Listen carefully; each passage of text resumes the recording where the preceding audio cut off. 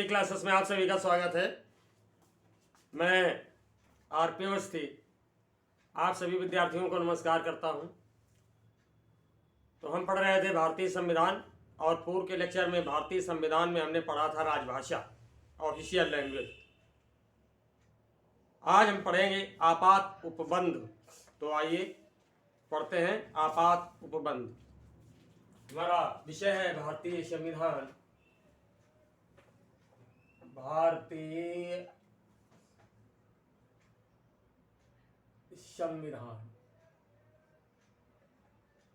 संविधान यानी Indian constitution. और आज का हमारा टॉपिक है आपात उपबंध।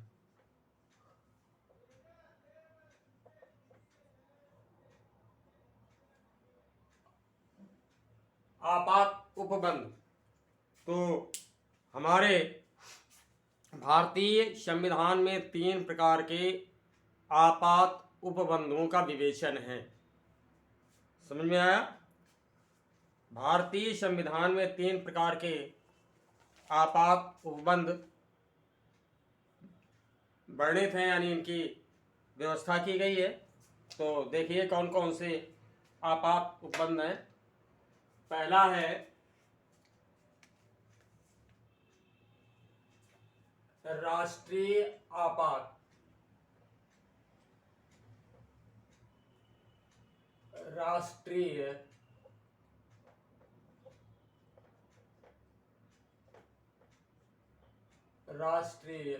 आपात।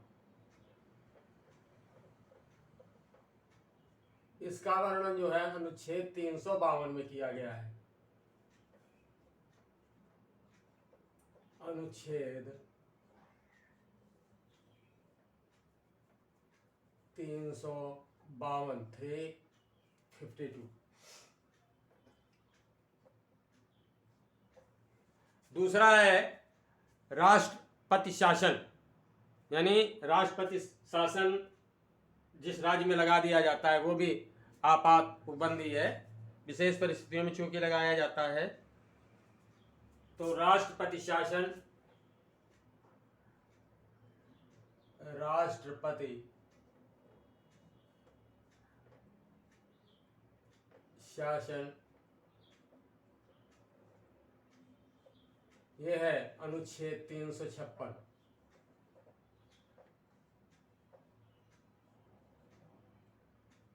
अनुच्छेद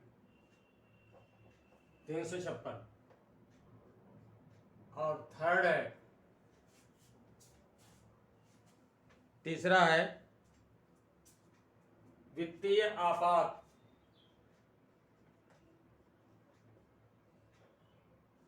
वित्तीय आपात अनुच्छेद 360।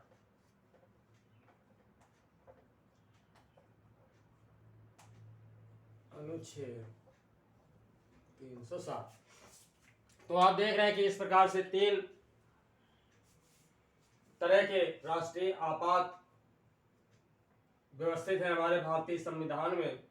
पहला है राष्ट्रीय आपात अनुच्छेद 352, राष्ट्रपति शासन अनुच्छेद 356, वित्तीय आपात अनुच्छेद 360। तो आसानी है याद करने में, 352 356 360। ठीक है, 352 यानी इसके बाद 4 अनुच्छेद छोड़ करके 52 4 56 और 56 4 60। ठीक है, तो इस तरह से ये 3 आपात हो गए। अब देखते हैं कि जो पहला है हमारा राष्ट्रीय आपात अनुच्छेद 352, ये क्या है, किन किन परिस्थितियों में लगता है। पहला राष्ट्रीय आपात।